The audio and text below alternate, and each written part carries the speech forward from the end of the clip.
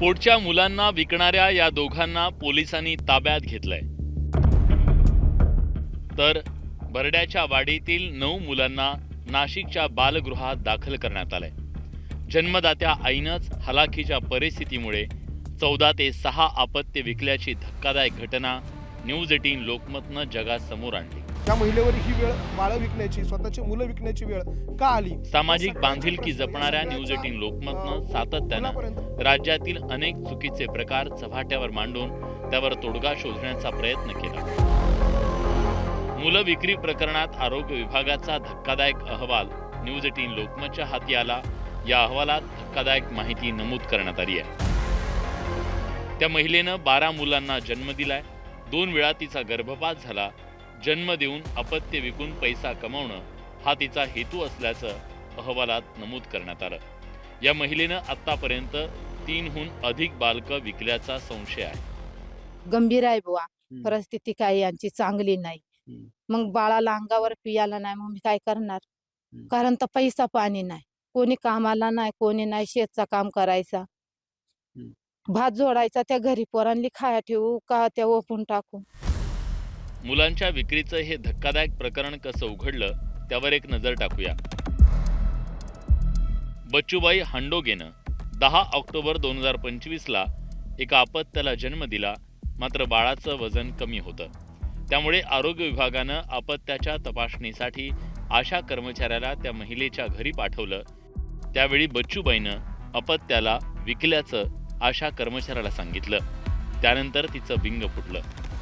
घर बघितलं का त्यांचं घर? घर बघितलंय सर। काय दिसतंय घरामध्ये तुम्हाला?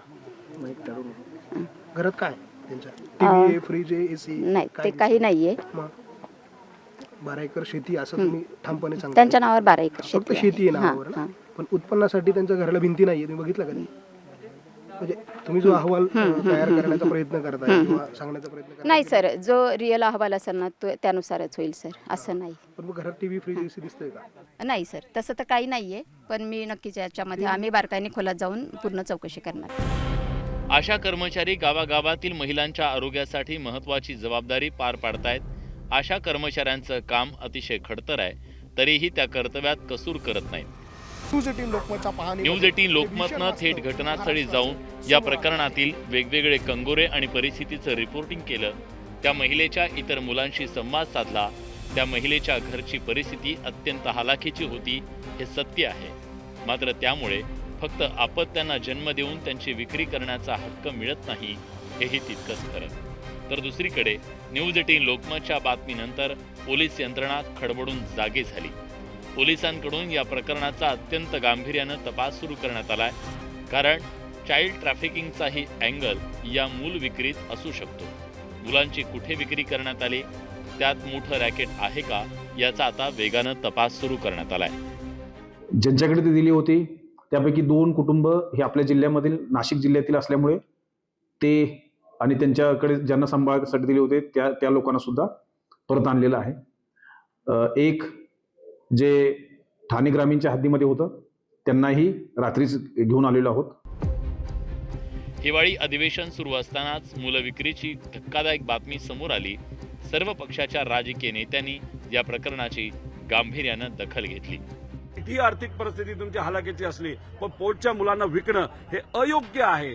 पण हे अयोग्य असताना त्यांच्यावर कारवाई करत असताना ही परिस्थिती का आली या महाराष्ट्रामध्ये, याचाही खऱ्या अर्थाने अभ्यास सखोल दृष्टिकोनातून त्या ठिकाणी झाला पाहिजे अशी आमच्या सगळ्यांची मागणी आहे। मीडियाच्या माध्यमातून ही माहिती पुढे आलेली आहे। पोलीस प्रशासन रात्री त्या ठिकाणी जाऊन आलेलं आहे। एक कुटुंब आहे की ज्यांना असं म्हटलं जातं की 10 ते 12 ते मुलं मुली आहेत। ह्या संदर्भातली विस्तृत माहिती घेण्याचं काम पोलीस प्रशासनाच्या माध्यमातून चालू आहे। मूल विक्री प्रकरणात मोठं रॅकेट आहे का, आणि त्या रॅकेटच्या संपर्कात बच्चूबाई हंडोगे यासारख्या किती महिला आहेत याचा तपास झाला तर किती मुलं आतापर्यंत विकण्यात आली, त्यातलं सत्य उघड होईल।